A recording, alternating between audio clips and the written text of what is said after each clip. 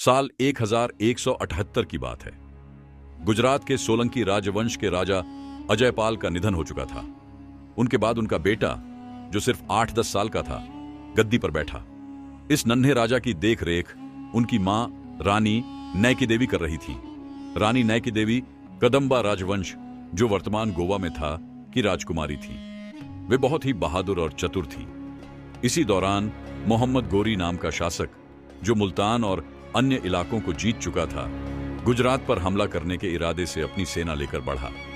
उसने सोचा कि एक बच्चे का राज्य है, इसे जीतना आसान होगा। गोरी ने अपना शिविर गुजरात की राजधानी से कुछ ही दूरी पर लगा लिया। मोहम्मद गोरी ने रानी नैकी देवी के पास अपना संदेशवाहक भेजा।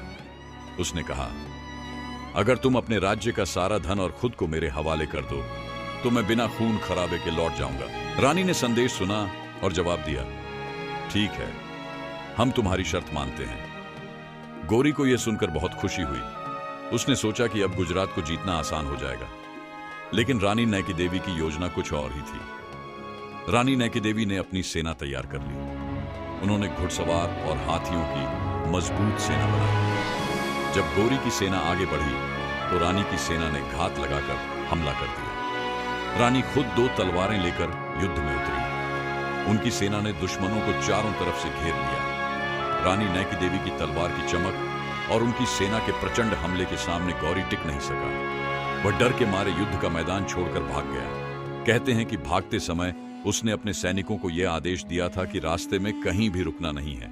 उसका घोड़ा थक कर गिर भी जाता तो वह दूसरा घोड़ा लेकर भागता रहा। इस युद्ध के बाद गोरी इतना डर गया था कि उसने कभी गुजरात की तरफ नहीं देखा। रानी नैकी देवी की वीरता ने यह साबित कर दिया कि भारतीय नारी सिर्फ एक मां या रानी ही नहीं, बल्कि एक बहादुर योद्धा भी हो सकती है। यह कहानी हमें यह सिखाती है कि साहस और बुद्धिमत्ता से किसी भी मुश्किल को हराया जा सकता है।